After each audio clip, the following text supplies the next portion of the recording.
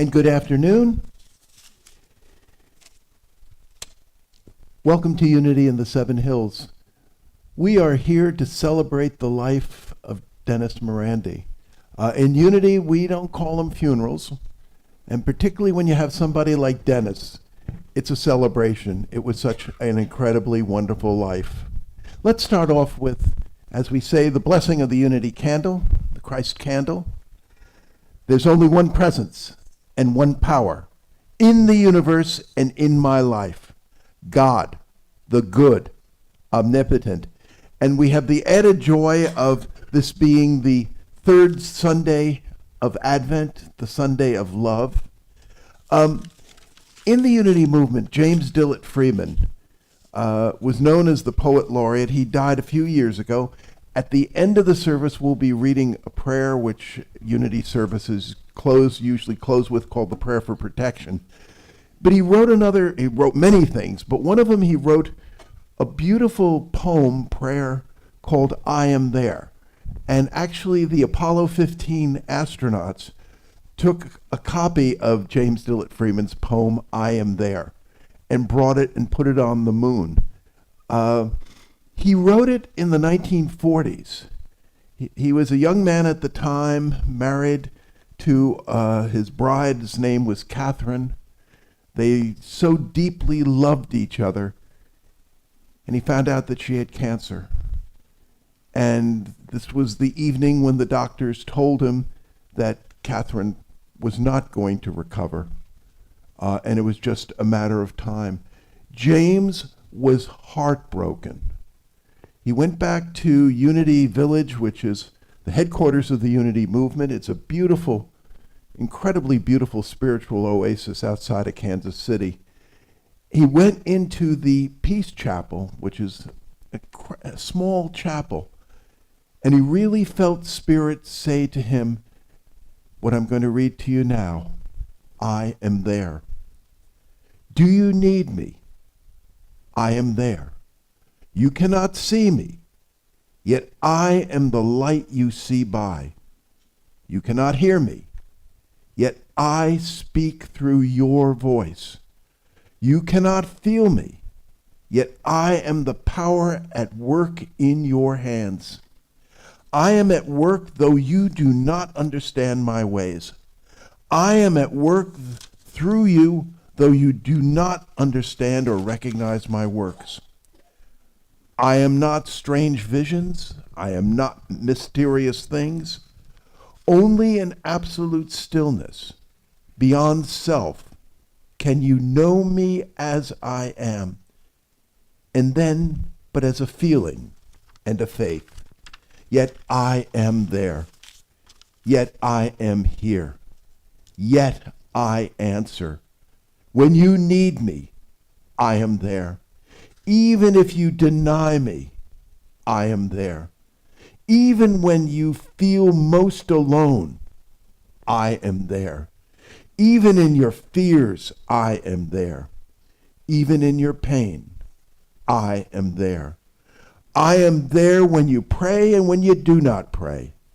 I am in you and you are in me. Though your faith in me is unsure sometimes, my faith in you never wavers, because I know you, because I love you. Beloved, I am there. Let's just go into prayer a moment. Dear Spirit, thank you for Dennis. Thank you for this wonderful man who was a good friend, father, husband, member of this spiritual community, member of the Lynchburg community, member of his industry.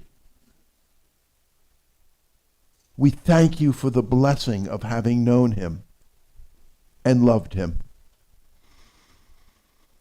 And though we feel an emptiness, we know that you are there. and we truly feel that link, that we are one with the one. And so, in this incredible season, in this Advent, in this Christmas, and in this new year, while we may feel pain, we thank you for the blessing of having experienced and been with Dennis. And for this and so much more, we say thank you and amen and amen. Dennis, as many of you know, one of his favorites was Johnny Cash, and Johnny Cash, as it were, will be a part of this service.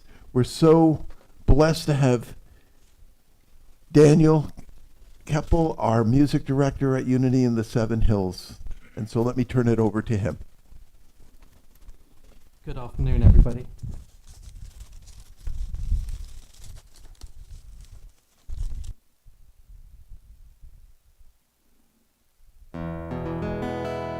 I was toting our pack along the dusty Winnemucca Road when along came a semi with a high and canvas covered load.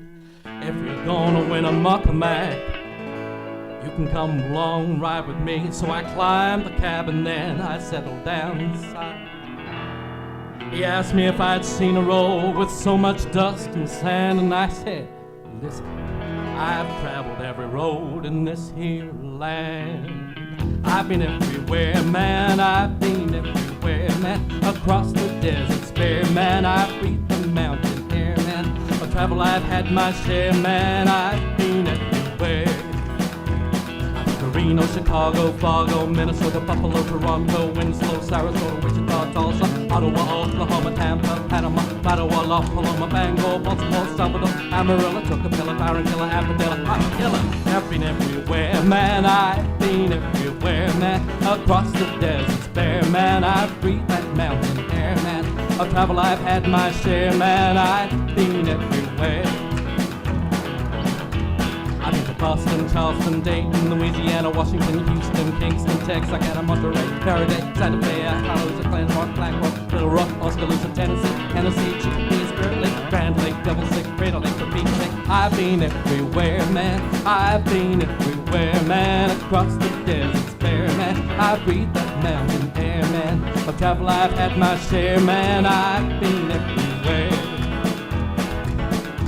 I've been to Louisville, Nashville, Knoxville, Auburn, Tinkerville, Waterville, Costa Rica, Pittsfield, Springfield, Springfield, Shreveport, Hackensack, Cadillac, Bud Light, Davenport, Idaho, Jellicoe, Argentina, Diamantina, Pasadena, Catalina. See what I mean? I've been everywhere, man. I've been everywhere, man. Across the deserts bare, man. I've beat the mountain air, man. Of travel I've had my share, man. I've been everywhere. Pittsburgh, Parkersburg, Gravelburg, Colorado, Ellensburg, Rexburg, Vicksburg, El Dorado, Larimore, Atmore, Haverstraw, Chattanooga, Chaska, Nebraska, Alaska, Opelika, Baraboo, Waterloo, Kalamazoo, Kansas City, Sioux City, Stevenson, Dodge City, what a pity. I've been everywhere, man, I've been everywhere, man. Across the deserts bare, man, I've beat the mountain air, man. For travel I've had my share, man, I've been everywhere. I've been everywhere.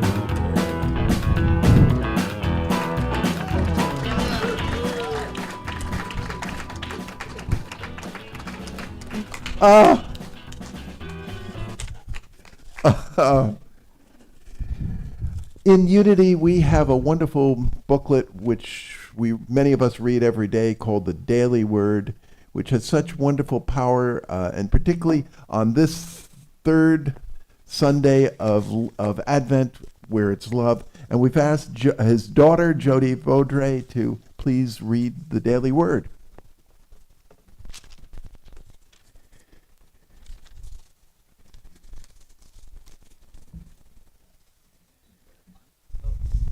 Oh, microphone. I can yell. I'm loud. Oh, no, we want it. It's being streamed. So I'm really glad we started with that song. That made it upbeat. During the holiday season, it is easy to become overwhelmed as I balance work, shopping, and celebrations. Taking care of myself is as important. This is not the right one. There we go. Sorry. Let me start over. Sunday, December 15th. On my Advent journey, I abide in love. One of the most beloved verses of the scripture calls me to recognize love as the greatest of spiritual blessings. Today I will take the word of the Apostle Paul to heart and abide in love everywhere I go. To the marketplace, I spread my warmth with kind interaction and with clerks and fellow customers. At meetings, whether work-related or social, I offer words of cheer that greet everyone as a beloved child of God. I express my love in moments of unconditional appreciation to all people. The more I look for reasons to share my love, the more I will find. Especially during the Advent season, there are many opportunities to visit, to care, to give. I will choose the ones that fill my heart with heart to overflowing. Today I will abide in love. And now faith, hope, and love abide. These three, and the greatest of thee is love. 1 Corinthians 13:13. Yes. 13. Thank you.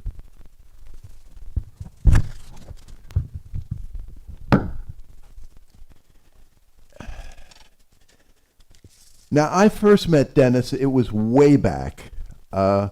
We lived in Northern Virginia, but we were fortunate enough to be able to buy a second home, a cabin, on a stream up in Amherst County.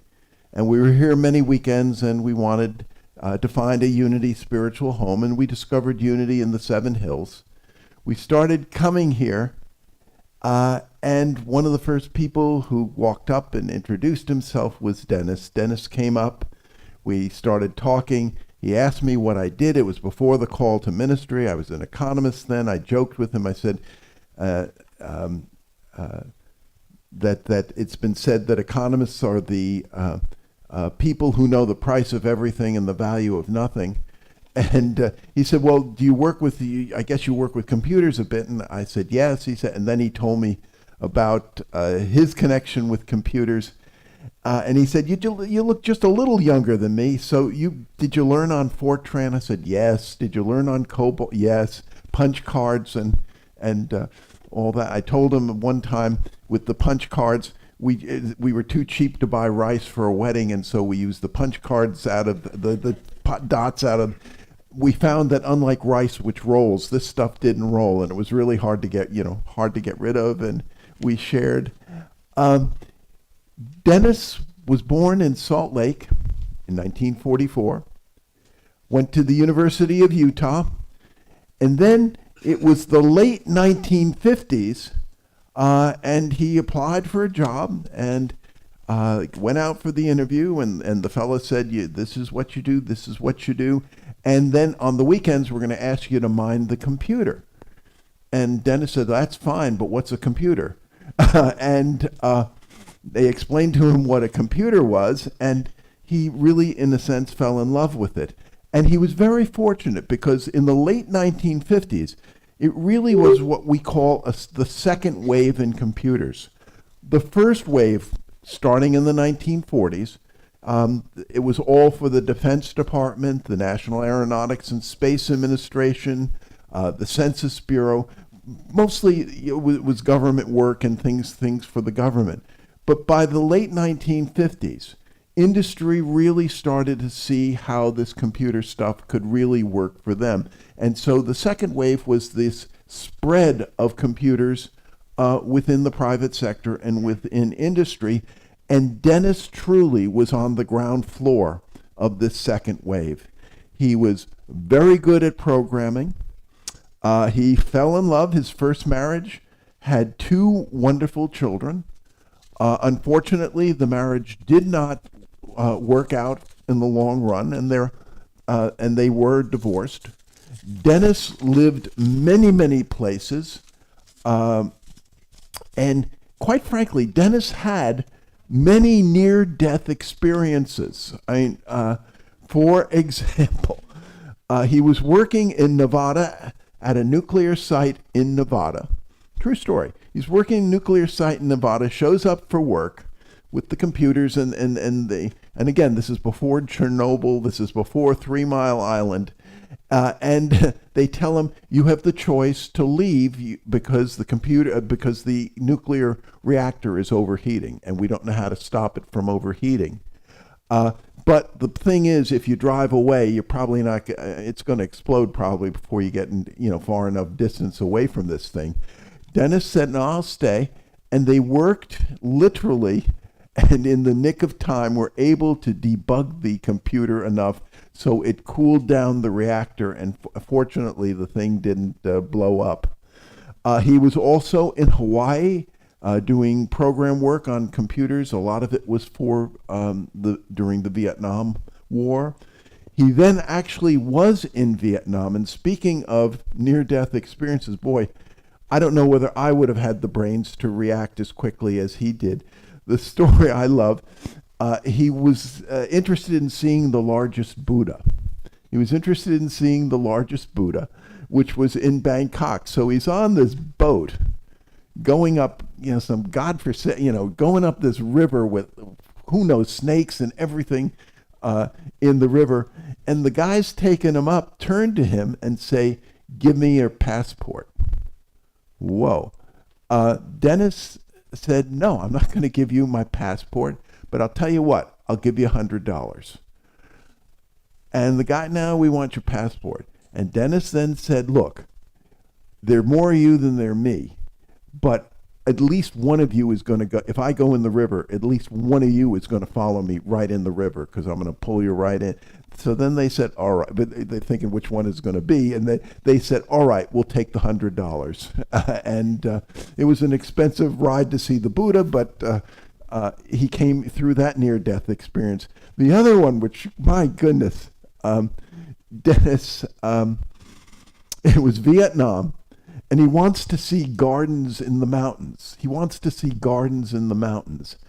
And so he's driving a car. They say, "Halt, it's unsafe going any further." And Dennis said, "No, I want to see the mountains." And so there literally was one tank ahead of him and one tank behind him. He's in this little car going up to see the mountains. Either tank he could have crushed and anything, but he saw wonderful gardens in Vietnam. Dennis lived in many cities. Lived in Dallas, New Jersey, overseas, which I'll get to in a minute. He also lived in a place called Charleston, South Carolina.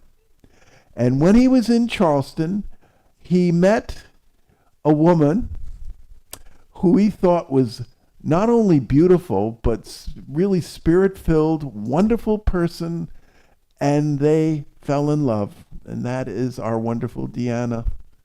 They fell in love and were married, and not only lived in different places around the country, but overseas. If you go to their house, when you walk in, you will see a bunch of Dutch wooden shoes, from grandpapa size all the way down to baby bear size, and that's from their days in Holland. Came back to the States. Started their own tax and accounting business, but still were active in programming. He was hired by several companies in the Lynchburg area. Their son, David, was roughly around 7 or 8 years old. They wanted to make sure that he had a good spiritual background. They looked around, and they decided to come to Unity in the Seven Hills. It was a period when Reverend Nancy Purcell was the minister, and that was the minister when I first showed up here. Dennis, it would be easier to tell you what Dennis didn't do than to tell you what Dennis has done for the spiritual community. My goodness, in so many projects. He served on the board. He was the treasurer. But I think his heart really jumped the most as a leader of what we call YOU, the Youth of Unity, the Youth of Unity movement, and took such an active role in terms of youth. And you know what? There's been follow through. Recently, one of the great leaders of our youth movement has been Crystal, and we were so grateful for all that she did. Now, Dennis could be a serious guy. I had many serious discussions with him, but he was also a fun guy, as you can tell from the Johnny Cash song. He loved Westerns. He loved Westerns. He loved oldie music.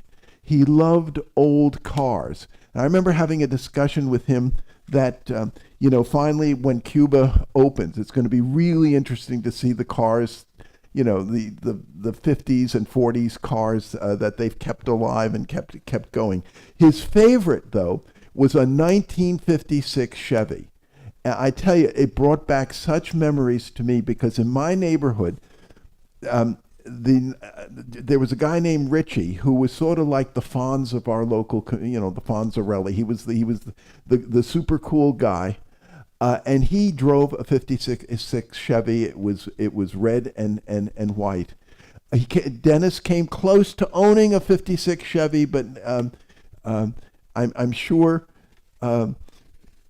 I'm sure in heaven they're 56 Chevys, and he's having a ball with that. He loved scuba diving. He loved computer games. To give you a sense of games and all that, even despite the Parkinson's, he loved boxing and was very active in something called Rocksteady, which is something was designed for folks going through Parkinson's. I will always remember and deeply treasure at the end of services, and this was when Dennis was, walking down the aisle was not the easiest thing for him. He would still walk down the aisle. He would still walk down the aisle and come to me and say, "That was a great service, and we're so happy that you've come back to Unity in the Seven Hills." And he was, right up to the, I remember visiting him right in there was active and vital. Now, I've told you a lot about his life, but you know what? What about the qualities? What about the values? You can tell about, dates and all this, and yet miss the real heart of a person. Dennis had such incredible qualities. He was dependable. And in this age, in this day and age, such dependability is to be, I think, treasured and valued. He was grounded. He was stable. He was stable. He had an Alpha and Omega. He had a North Star. Dennis was a loving man. He loved, obviously, Deanna, loved his children, and I could see it so clearly, loved his granddaughters. Dennis, and we'll hear from Deanna, Dennis was a great husband. He was generous. He was a dear friend. And in Unity, we a lot of times talk about practical spirituality. Dennis was that kind of guy. I remember Casey Kasem, the DJ and all. He always used to end his show by saying, "Reach for the stars, but make sure your feet are planted solidly on the ground." That was Dennis, reaching for the stars, and yet his feet were solidly on the ground. When I was an economist, I also was an adjunct professor at George Washington University, and I would often, during a course of a year, be asked to write letters of recommendation. But every once in a while, there was such an outstanding student where you're writing the letter and you want to say to the admissions officers and all that, I know I write you 1,000,000 letters in a year, but this one, everything I'm saying, this time it's really, really true. Take this, really take this one. Dennis is that way. You hear a lot of things in celebrations of life, in funerals.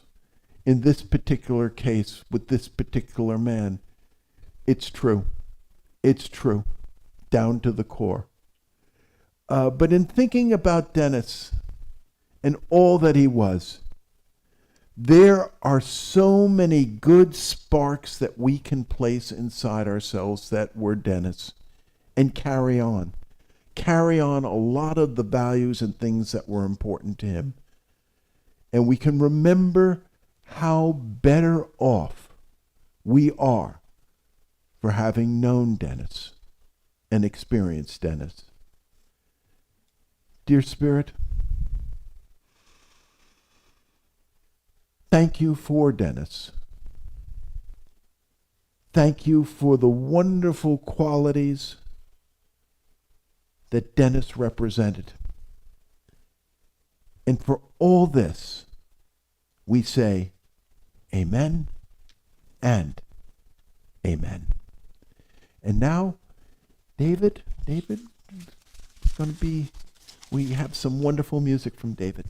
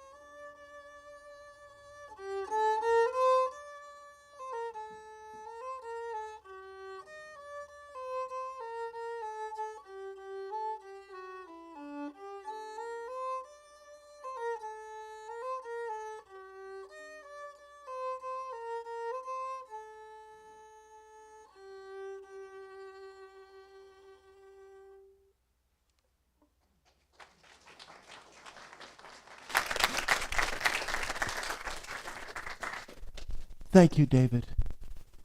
And now, Deanna, did you want to come up?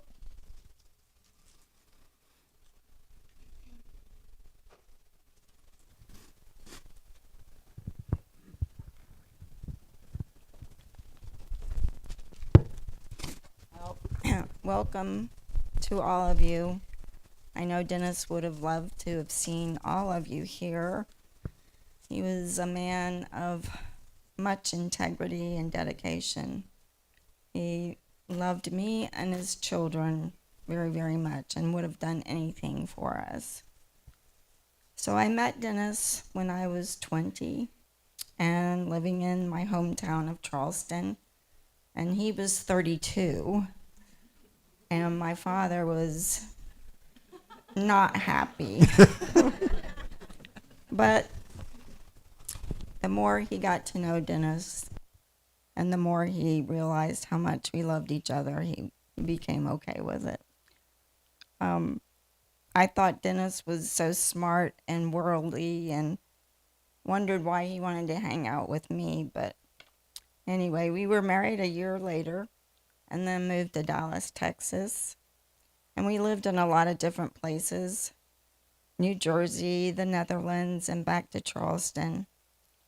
And then we moved here to Lynchburg in 1992 so he could work at First Colony Life. He loved this church so much. And over the years, like Reverend Rick said, he was a board member. He was part of the maintenance and everything in between. He did the payroll, he set the thermostats, he patched leaks, and everything else. And if there was a problem with anything, everyone would say, ask Dennis about that. Many a Sunday, David and I would sit in the car waiting for him to finish counting the money. So most of you know he lived in Vietnam during the Vietnam War. He lived on the economy, and it was had its share of danger. But when he came back to Salt Lake, I want to tell a funny story, and I'm sure he won't mind. He invited a friend to go to lunch with him. So they're walking down the street in downtown Salt Lake City, and a car passes by and backfires. He immediately drops to the ground and body crawls to the nearest doorway and assumes the fetal position. So after a few minutes, he looks up, and there's a huge crowd of people staring at him, wondering what he's doing. So I guess he had a little bit of trauma getting used to being back in the States. As a person, as a man, as a husband and father, Dennis was someone we could all look up to. He did the right thing in every situation. Even when I didn't know the right thing to do, he always did. And even after his diagnosis of Parkinson's, he fought it like a champion, going to boxing.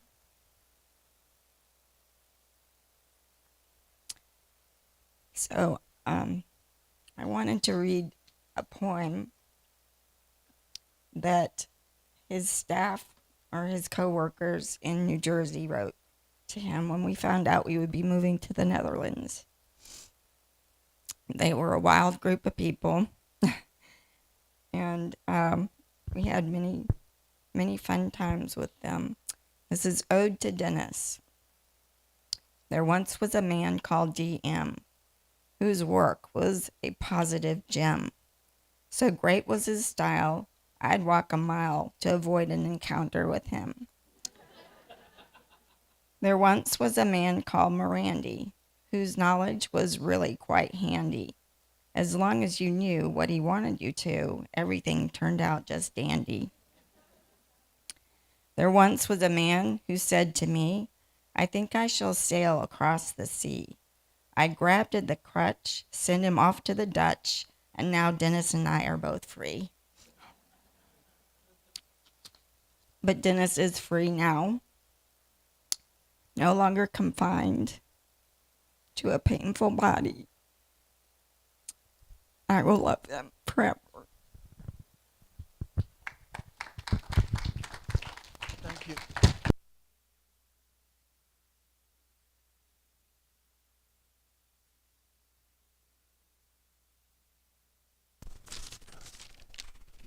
We now would like to open it up to family, friends, anyone who wanted to share. There's a saying, nobody likes to speak first. Who would like to speak second? Sure.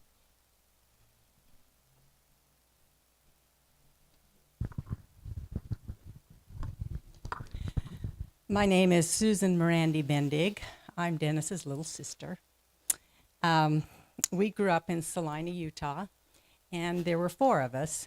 So my older brother Dave was born in 42, Dennis in 44.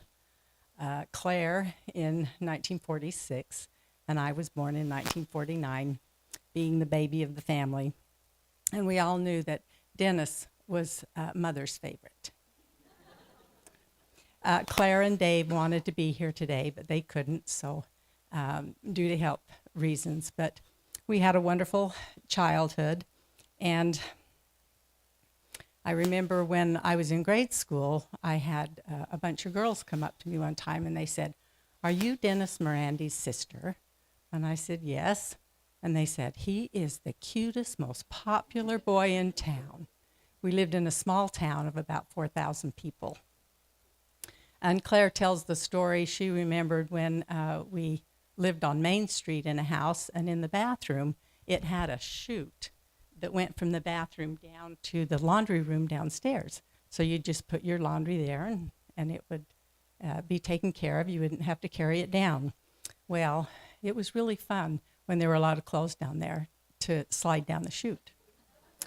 But Mother hated that. She told us that we couldn't do that. So one time she left the house, and we were sliding down the chute, and Dennis got stuck. And we knew Mother was on her way home, so we just closed the bathroom door and left him there until she left, and then we were able to get him out.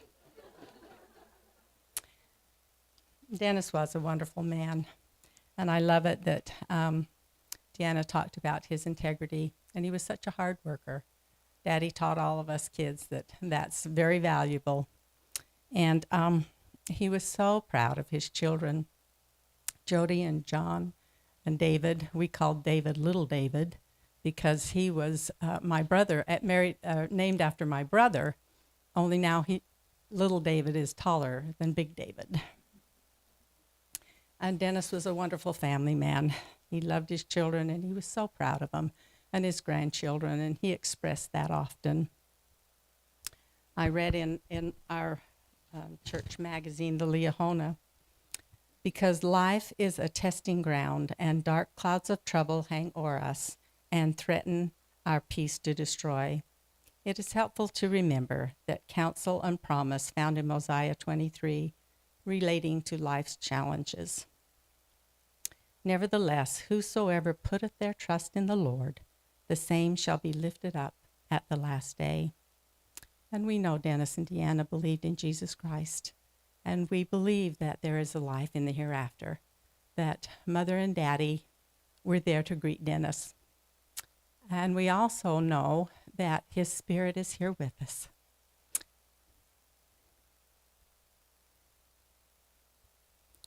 And he will watch over Deanna and Jody and John and Dave and their wonderful families. He will be here with us whenever we need him. He was a wonderful man, a wonderful brother and husband, and we will miss him. And I just want to say that I leave my testimony with you that Christ lives, that he is our Redeemer and our Savior. And we will one day live again with Dennis, and we will all be family together. Thank you. Thank you, and amen. Who else, please? Jody?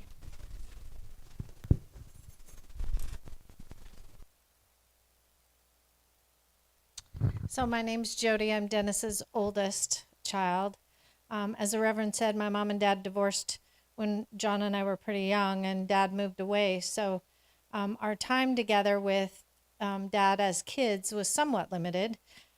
We did have a couple big trips. John and I went and visited him in South Carolina, and he took us to Disney World. And on the flight back, John got very, very sick, and he said, "I will never, ever fly again." Sometimes never doesn't mean that, because he's here today. I went again when I was probably 14, when they lived in New Jersey, and we did a lot of fun things. He took me to a Broadway play, Pirates of Penzance, and we went and saw the movie Grease, and I loved it. I was a 14-year-old girl, and there's this new movie, Grease, And when I flew back to Salt Lake and started telling all my friends about it, nobody had a clue about what I was talking about. Back then, movies came out on the East Coast so much longer than they came out on the West Coast. So they all thought I was crazy.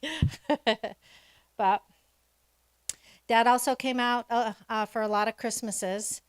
He and Deanna and David, and we had big gatherings at Aunt Claire's and played with the cousins and stuff. And when I was in my early 20s, Dad called, and I just got married and started my family. And Dad said, I have this great idea.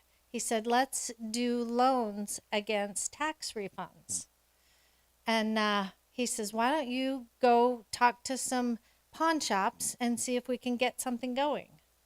Well, I didn't get it going. I was only 20 and not very experienced. And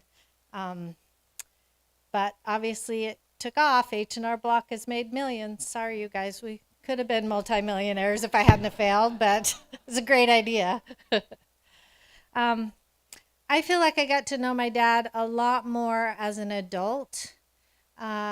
When he retired, we were able to do a lot together. His David was raised, my kids were raised, so the four of us, my husband Darren, Dad, Deanna, and I went on trips together. Some of the places we went, Myrtle Beach, Mount Rushmore, Mexico, Niagara Falls. And he started to come to Utah a lot more often once he retired. And then once his health made it difficult for him to travel, Darren and I started coming here more often. And, there's really something about being in the same house together or the same timeshare or condo. Like, I really encourage people to do that with family they love. Even if you're close, it's so much different of an experience than just having a family gathering for 2 hours at somebody's house, right?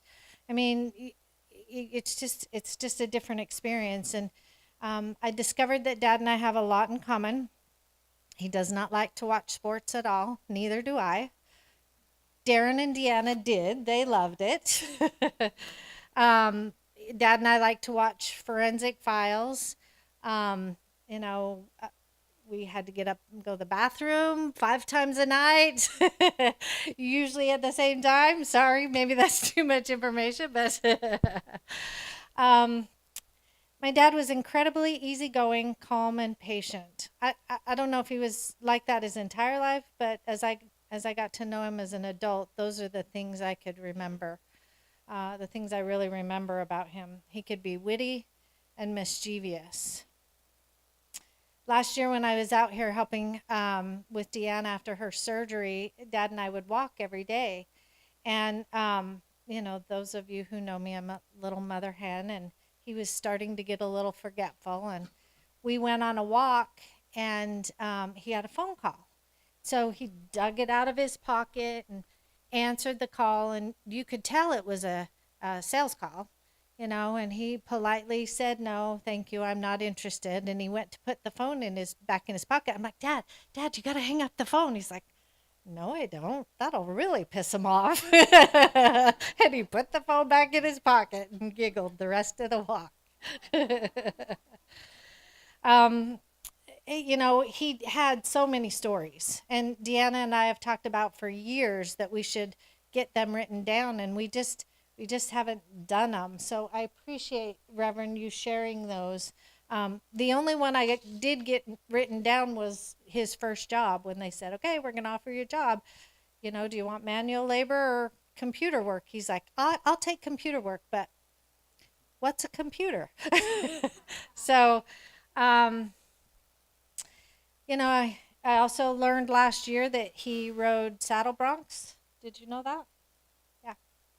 I asked him why he didn't keep doing it, and he said, because that's crazy. You could really get hurt when you get backed off. And I said, why'd you do it in the first place? Well, my friends said it would be fun, so I tried it. Okay, then. When I was putting together the slideshow, going through stuff at Deanna's, I found a book of grandfather memories. And he had started filling some of that out, and there were a couple of things I wanted to share. The question said, what is your greatest weakness? And in his opinion, it was discipline. He let children do whatever they want. I guess that's something we have in common too, huh?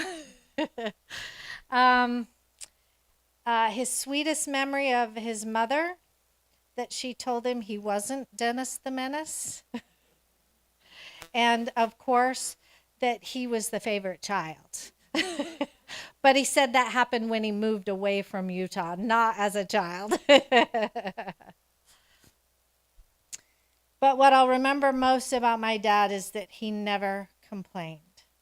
He never complained, and he was always positive.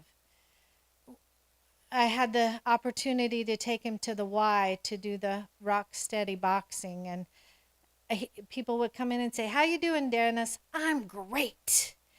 It didn't matter how much he was struggling. It was, "I am great." And this July, when we were in his facility and I was pushing him around in a wheelchair, just in little circles, because that's what you do in a small facility, and people would say, "How you doing, Dennis?" "I'm great." I mean, just always said that. We're going to miss him.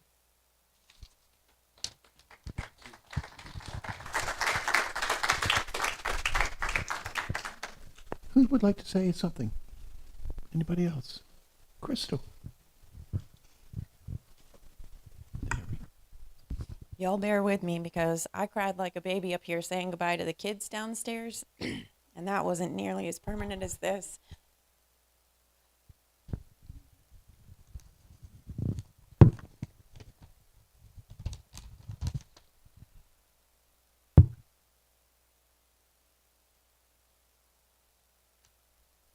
Promise I'm working on it.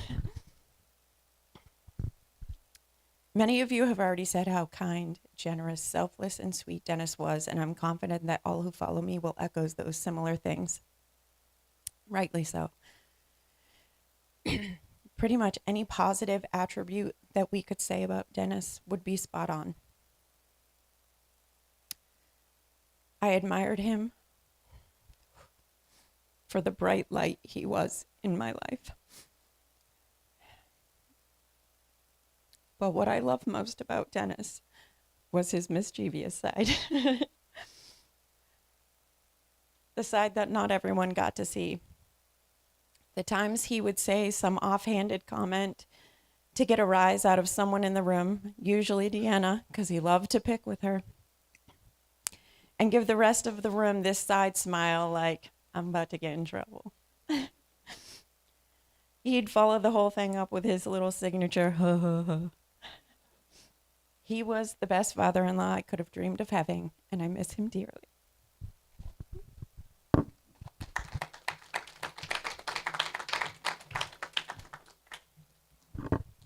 Who else?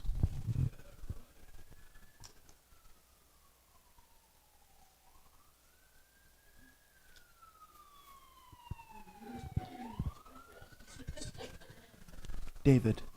There we go. I'll get to this in a second, but I took it off the wall downstairs. Jody said I could do whatever I want, so I figured I'd do that. There's a lot of wonderful stories I could tell about Dad. The Christmas where we got him like a 20-pound bag of popcorn kernels, and he thought it was a 20-pound bag of concrete because Mom wanted him to pave the driveway. When I would mess up and he'd forgive me, he'd say, "What the hell were you thinking?" And I knew I shouldn't answer that question.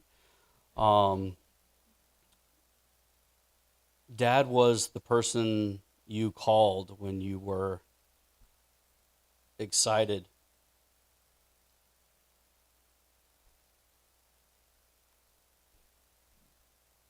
about something good. And he was also the person you called when you needed help. I think those people are rare.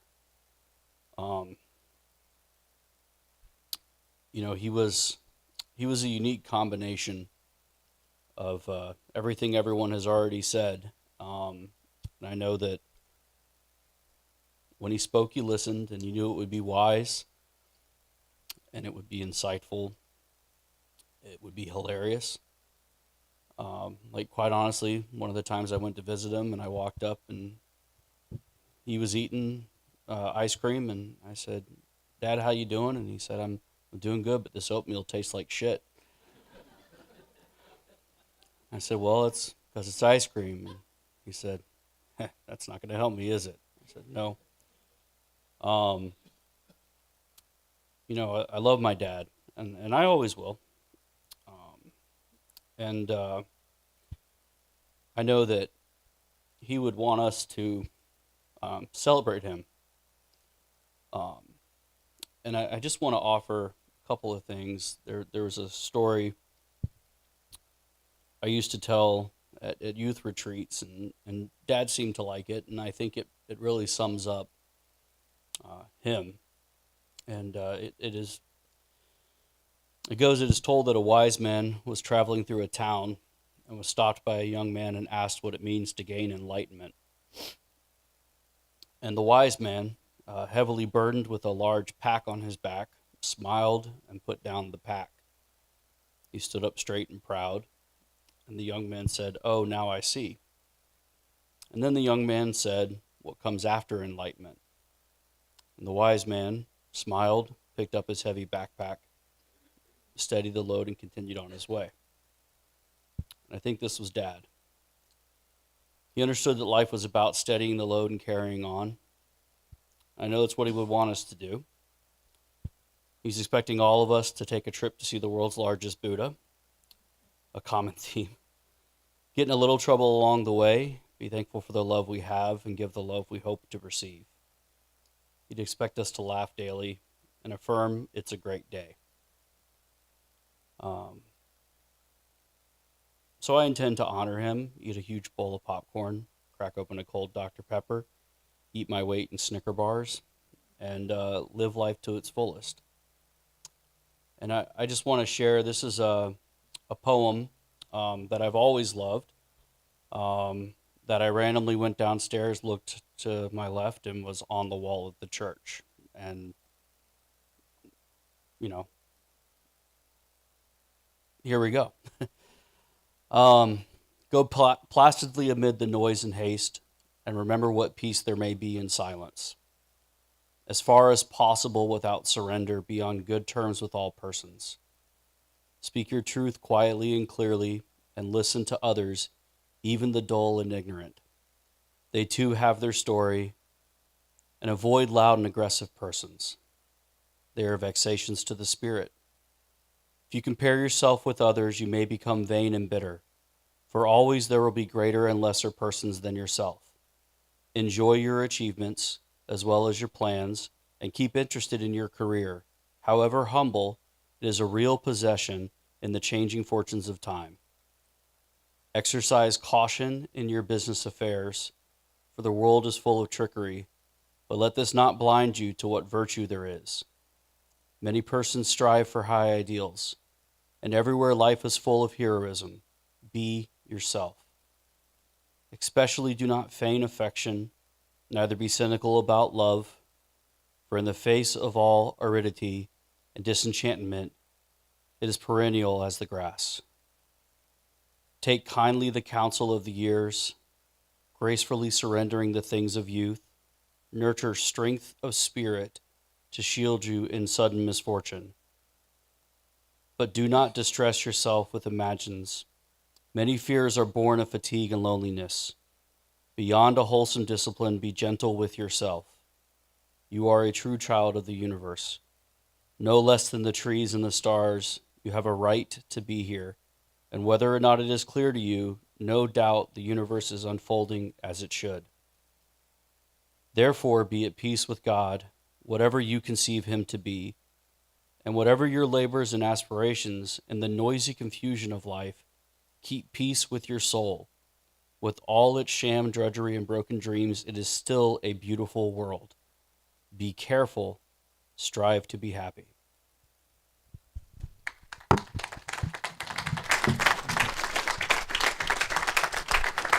Thank you, David. Anybody else? Oh. Thank you.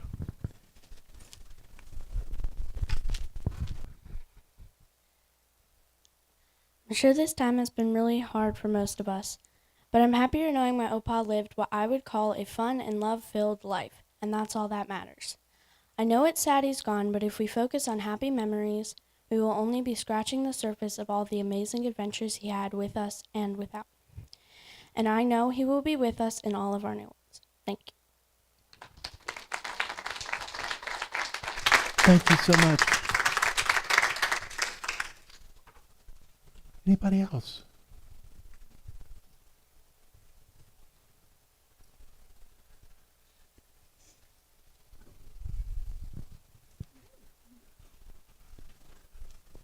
Here we go. Ooh. You okay, Leanne? Yeah. Okay. What I remember most about Dennis is somebody would come up to him with a problem that was going on, and he'd right away say, "Okay, I'll take care of it." He had confidence, and he knew he could help people, and that's what he did.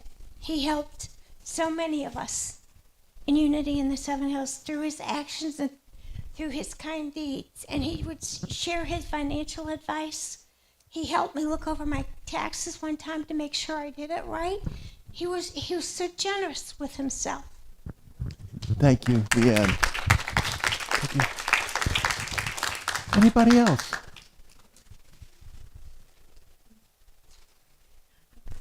Yes, Sally.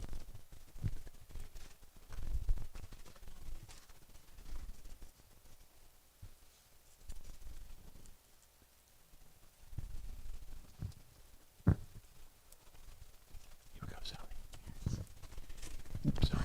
Well, Dennis Morandy was in this church. Get up here, okay. Dennis Morandy was in this church when I came here 17 years ago. He was a staple, just a complete staple. And as it's already been said here, he took care of everything. Absolutely everything. Several things stood out for me, and that was his love for his grandchildren, how they adored him, how they would be seated and he would come in and they'd jump up and hug him, and it was just so beautiful to see. Dennis served on the board for many, many years and served as treasurer. And when we were in board meetings, we were discussing something, we would all turn to Dennis to see what Dennis had to say, because he was walking wisdom. I always respected Dennis. And Deanna always dressed him to the nine. He always looked so good, and he's a handsome man anyway, but he was all dressed up when he came to church, and his love for Deanna just shone. And you're right, he would have done anything for you. And so I always just really respected Dennis. He was just someone just there, as it's been said before. But my respect for Dennis really took off when I found out he rode bulls. And Deanna always told me he had a little wild in him. And after he told me he rode bulls, my respect for him was way up here. One of the last times I saw Dennis, froze in my memory. As the Parkinson's progressed, he struggled physically. And Deanna would come to church and work, and Dennis would come with her sometimes.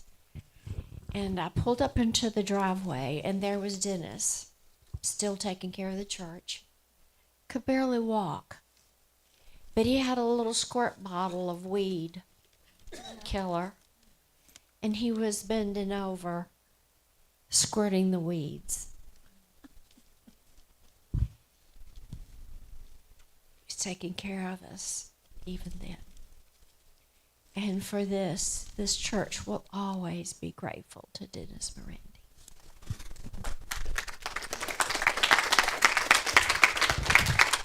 Thank you, Sally. Anyone else?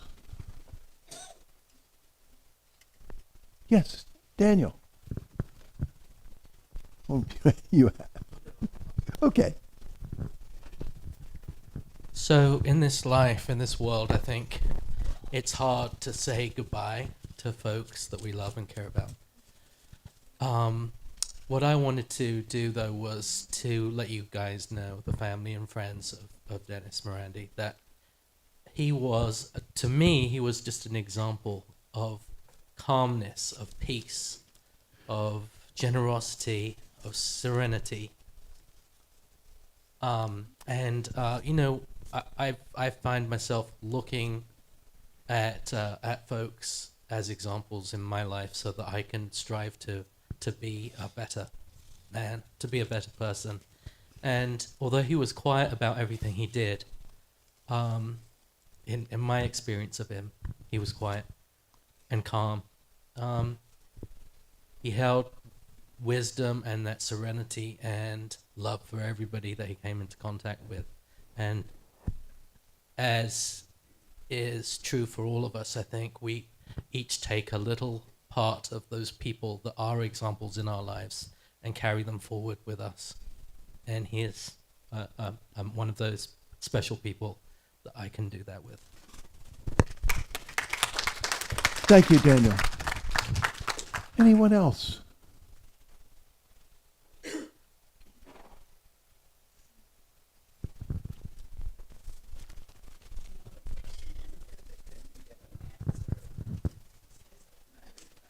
Anyone else?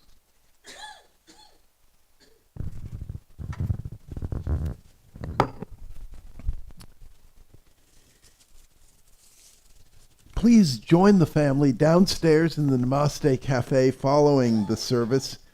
It's going to be some of Dennis's favorite foods: bologna sandwiches, Dr. Pepper, Snickers, and Hershey mini bars.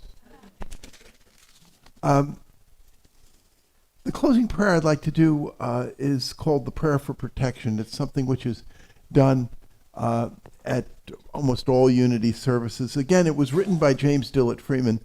It was World War II, and they came up to James Dillett Freeman and they said, you know, we've been handing out the 23rd Psalm to wives and mothers who have sons in the war and all that.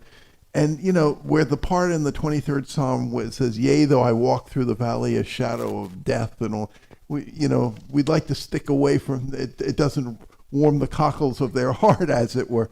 And so they gave him the assignment to write something else. And James Dillett Freeman said, you mean you expect me to improve on the 23rd Psalm? What are you going to give me, the Sermon on the Mount next? But he came up with this prayer for protection, which I think is so beautiful, and I know it was one of Dennis's favorites. The prayer for protection goes like this: the light of God surrounds us, the love of God enfolds us, the power of God protects us, and the presence of God watches over us. Wherever we are, God is, and because God is, all is well. Daniel, we have another wonderful Johnny Cash, the Orange Blossom Special.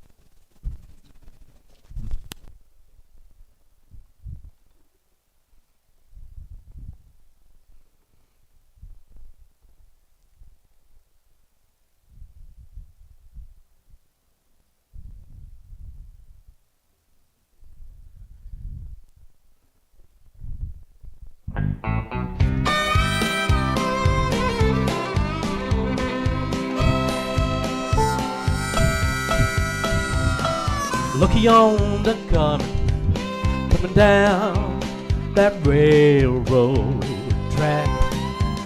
Hey, look yonder coming down that railroad track. It's the Orange Blossom Special, bringing my baby back. Woo woo!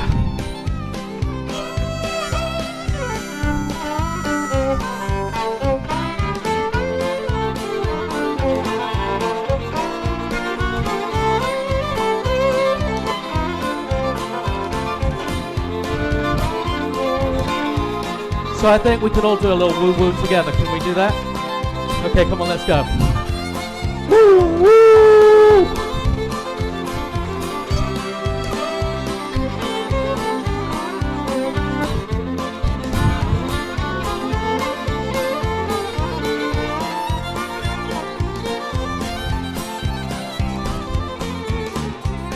One more time. Woo woo!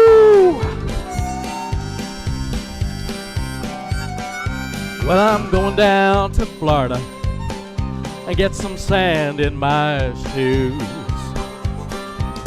Oh, maybe California and get some sand in my shoes. I ride that orange blossom special and lose these New York blues. Woo, woo, woo!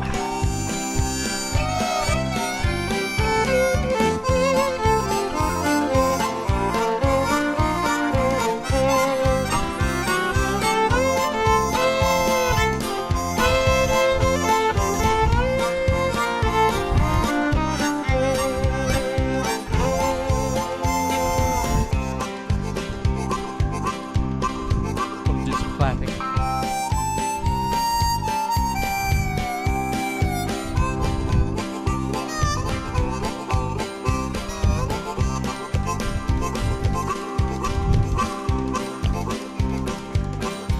Hey, talk about a rambler. She's the fastest train on the line. Talk about a traveler. She's the fastest train on the line. It's that orange blossom special rolling down the seaboard line. Woo, woo!